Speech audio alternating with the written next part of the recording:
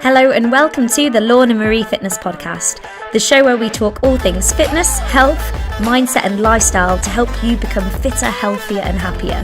I help busy people who lack time, motivation and self-belief to look and feel great again. If you want to work with me, head over to lornamariefitness.co.uk, but for now, enjoy this episode.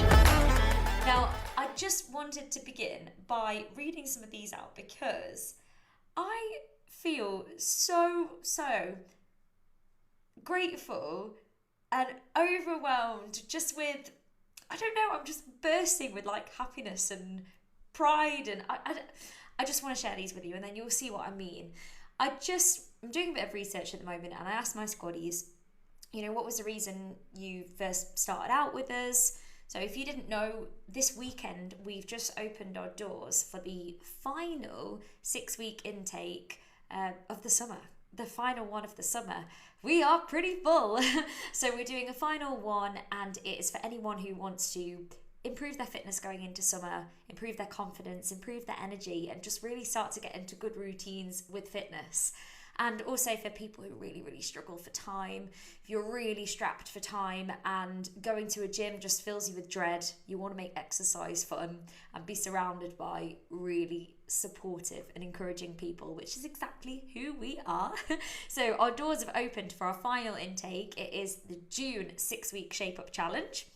And I just thought it'd be really interesting for me to find out, why us? Why did our squaddies choose us and choose to stay with us? I'm so grateful, of course, but I was not expecting this.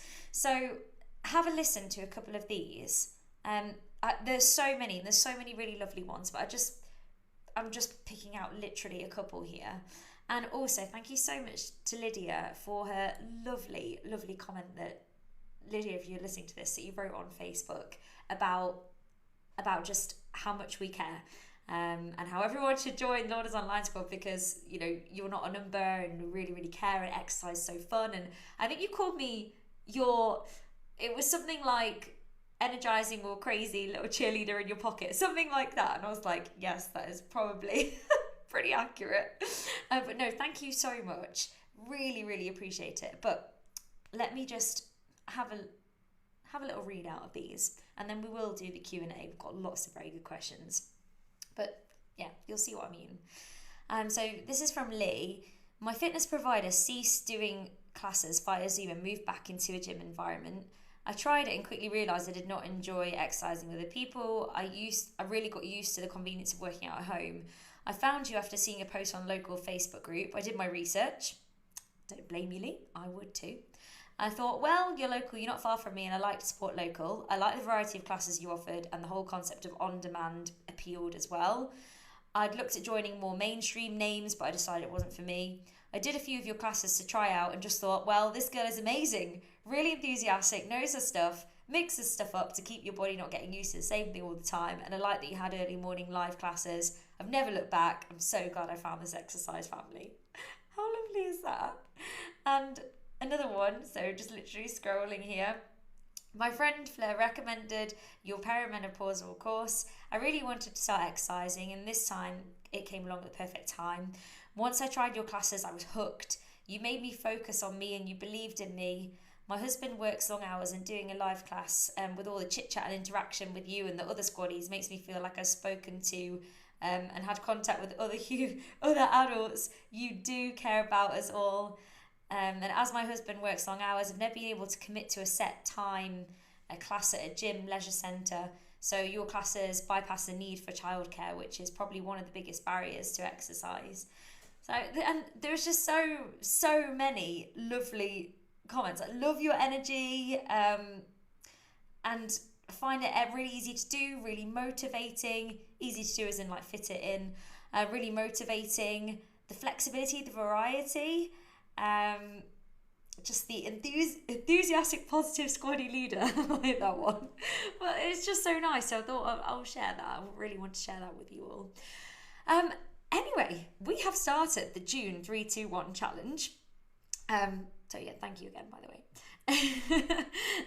And we started it yesterday. I did a protein workshop on it yesterday. So if you haven't caught that already, I definitely recommend watching that back. If you are somebody who is interested in that side of things, in nutrition, if you know you need to eat more protein, or maybe you don't know if you do or not, or you're not sure how to go about it, there were so many fantastic ideas in that workshop. I would definitely go back and look at it. If you're an active person, or you're over the age of 30 or perimenopausal, menopausal, you need to make sure you get enough protein in your diet. You need to be looking after your body. And we're going to talk about that a bit more in this Q&A as well, because one of the questions was, what are the other benefits of protein as well as muscle repair? So we're going to talk to you about the other reasons why getting enough protein in your diet is really, really important. Okay. So on with the Q&A. I'm going to get the questions up right now. Here we go. I'm sure you're going to get more of these, but protein for the challenge. Can I switch my daily smoothie with 6 grams of protein for a protein shake with 20-ish grams? I'm not mad on protein shakes, but I can see the short-term help here. I think first and foremost, we want to be focusing on whole foods. So getting whole foods into the diet, like protein powder, is absolutely great.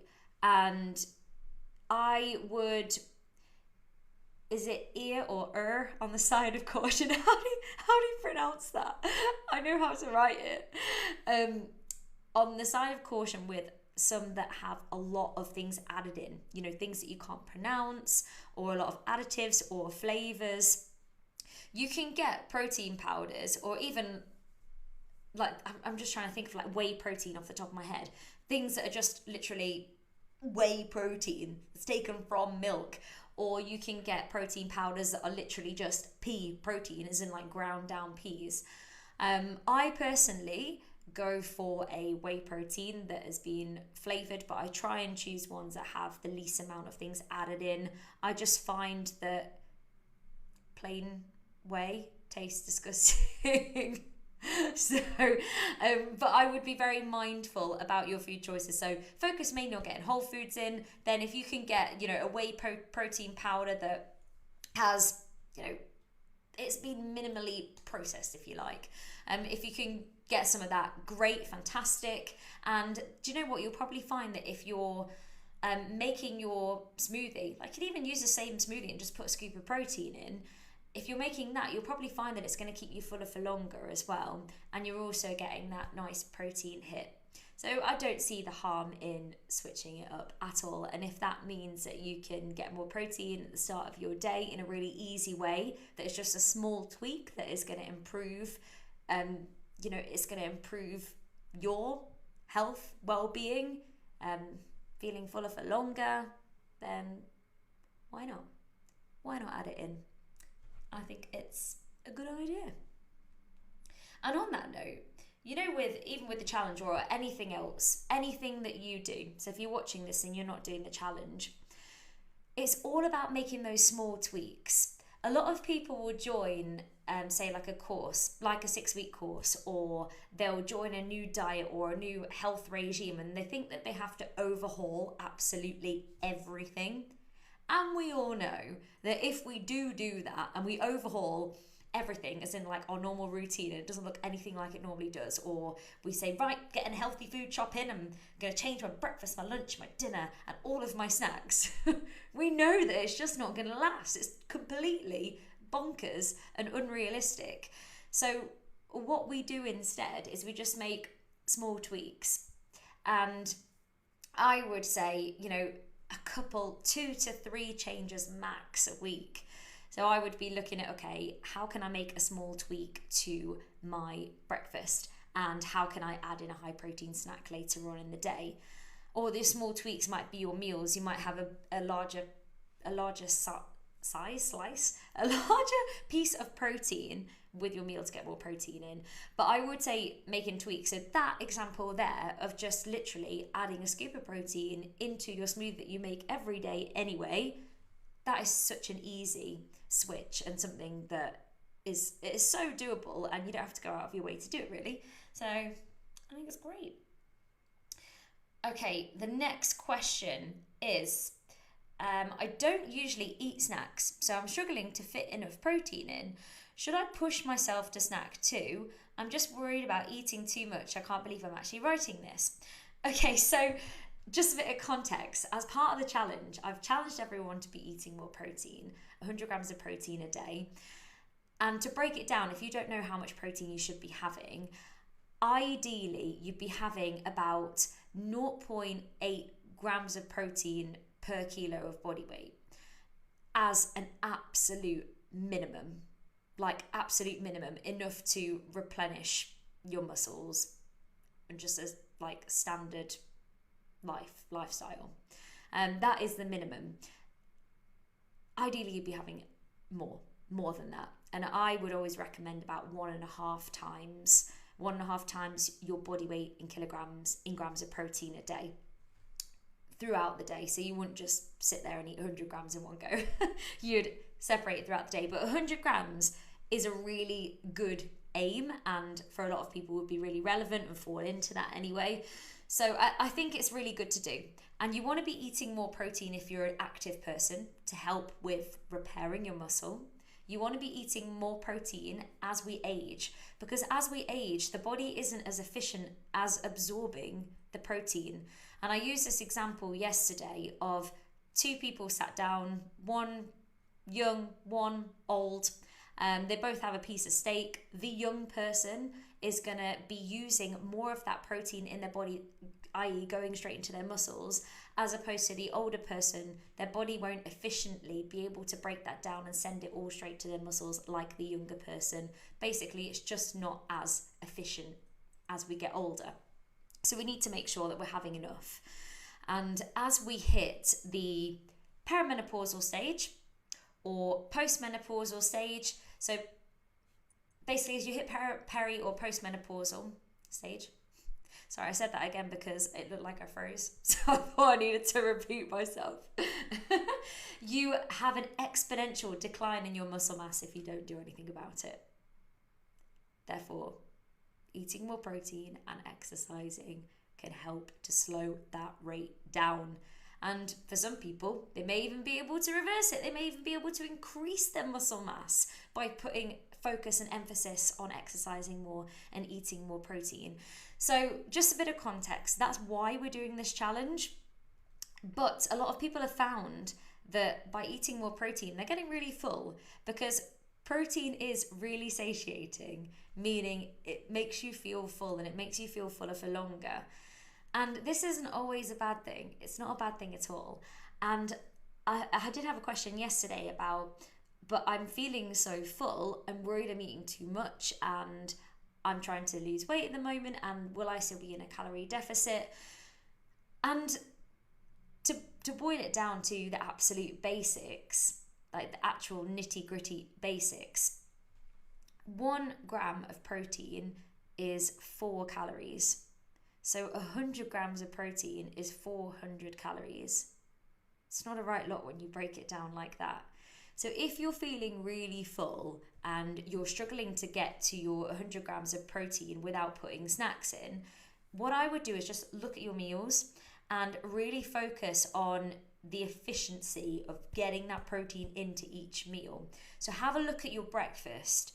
Can you aim for 25 to 30 grams in your breakfast? Have a look at lunch, 25 to 30 grams. Have a look at dinner, 25 to 30 grams. That's 3 meals. That, if you say hit pretty much like 30 grams in all of them, that's 90 grams. You're 10 grams off. And, maybe you then have a yogurt for pudding or something. Bang, 10 grams, done. Then you'd have your 100 in a day. So it can easily be done. It's just got to be a case of working out, right, okay, what tweaks can I make to what I'm already having? Or what's quite an easy, low barrier sort of swap that I could have for my breakfast right now. So we talked about adding protein powder in, so that could be into a smoothie or into porridge. And I spoke about, try and go for ones that have been minimally processed where you can. But also, if you have something like porridge, you make it with milk, you've got some protein in the oats, the whole grains, you've got some protein in the milk, and you could also add like a topping of nuts and seeds. You could have some Greek yogurt, again, maybe with a bit of nuts and seeds or granola or whatever. That could quite easily hit 25 grams. you could have eggs for breakfast. Boom. That's really high in protein. You've got things like cottage cheese. We did loads of examples on the workshop yesterday, so I'll definitely go ahead and look at that. And then look at your lunch. Okay, how can I get more protein into my lunch? So you've got your protein source, but if you're struggling with that, maybe look at the sides that you're having with it as well. So you could have quinoa with it, you could have some beans with it. What could you put with that to just give it a boost? And then same again at dinner. And in terms of the snacks, if you wanted to add some easy ones in, you could do things like boiled eggs, you could do Greek yogurt. I know we've already spoken about that one, but it's because I've got loads of it downstairs right now. You can even have things like a protein bar, but first and foremost, I would try and get it from Whole Foods. And we even spoke today about different types of, like real seeded breads. And you can get some seeded breads that have up to about 10 grams of protein a slice. So there's so many different hacks and different ways that you could make this easy for yourself. And I hope that gives you a little bit of food for thought. No pun intended. Sorry, I don't normally put in jokes like that. I'm quite proud of myself. Next up, how can I track my protein? Does this need an app? What's the best way to do this? Now, tracking is one that I think I'm a little bit on the fence about it, and let me tell you why. Okay, I'm going to be honest here. I'm going to be really honest.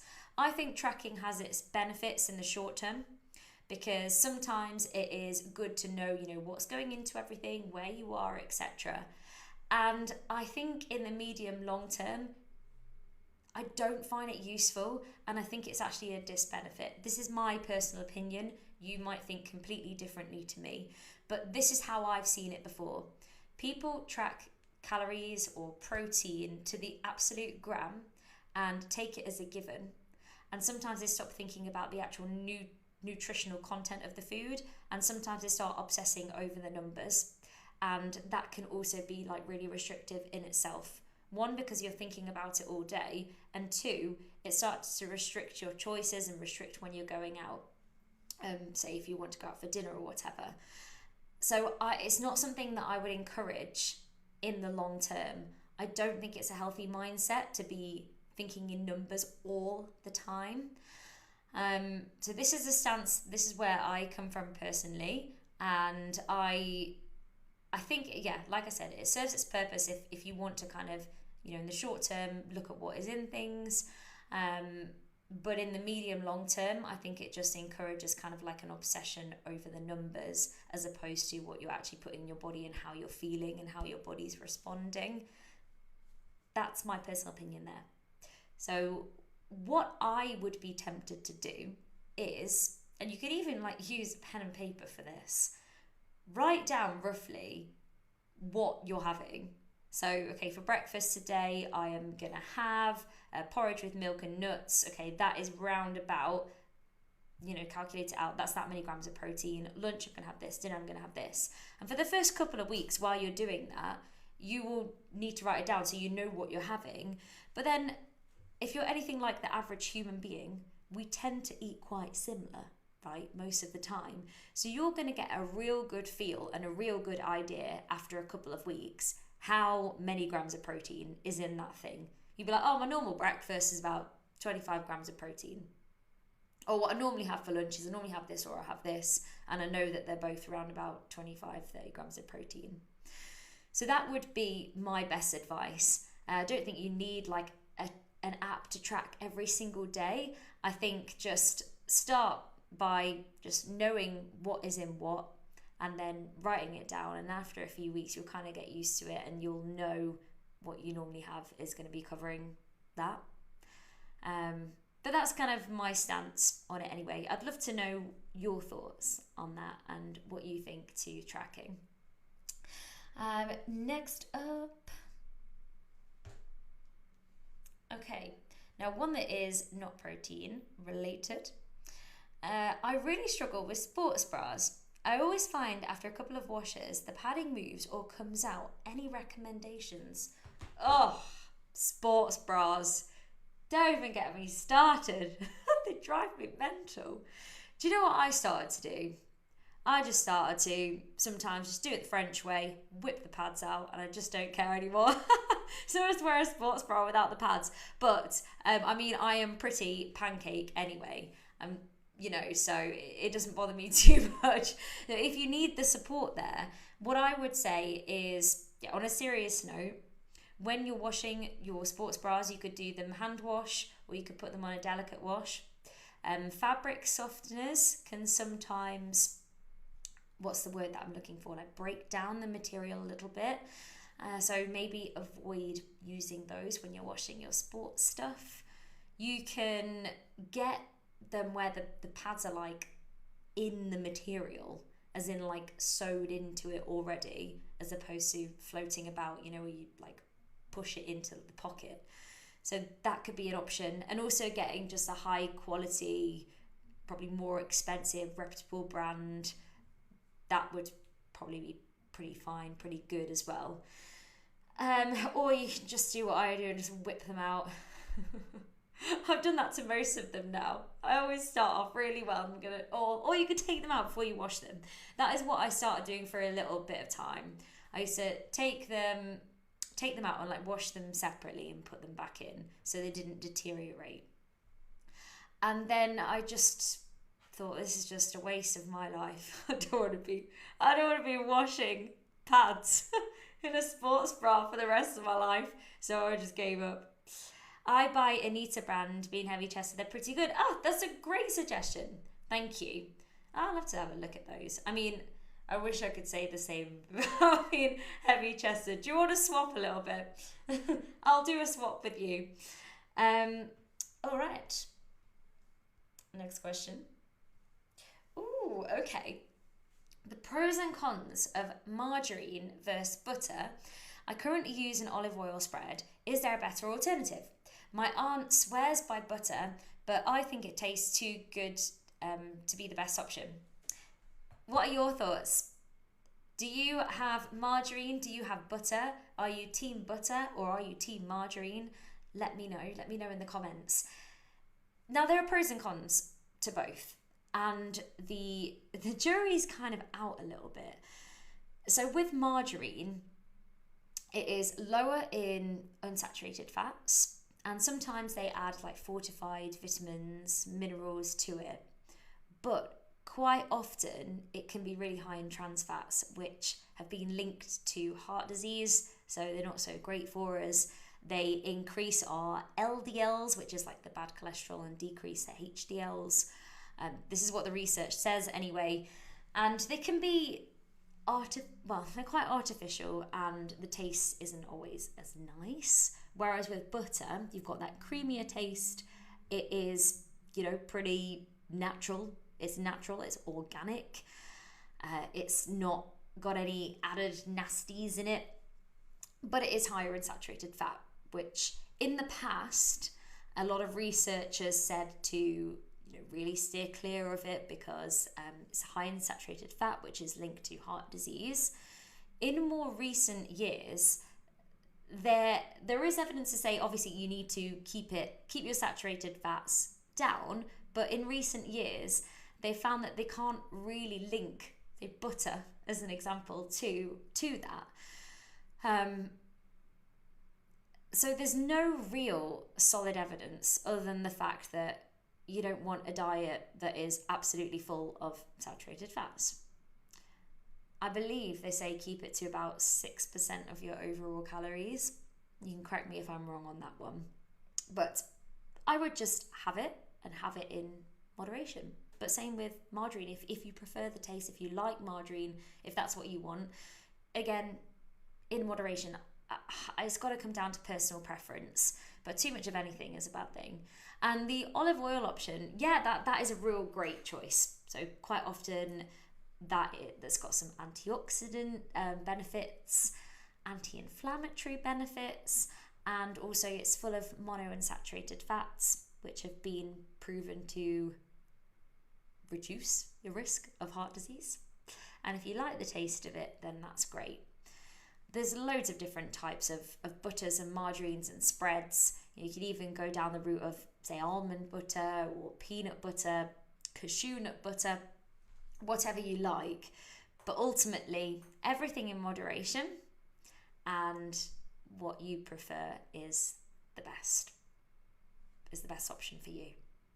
I can't say that this is the best one to have, and then this one is the next best one, and then this one is the next best one, because I would be telling you a lie.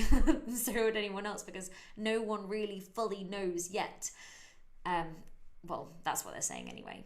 The research is changing all the time, so keep your eye on it. But in the meantime, have everything in moderation and enjoy your food. Have a big variety. Now, finally, we've got one question. Unless anyone's got any more, please tap away. I know we've only just started the June challenge, but I've significantly upped my protein. This may be a coincidence, but in this morning's combat class, I did so many squats for the low impact alternative.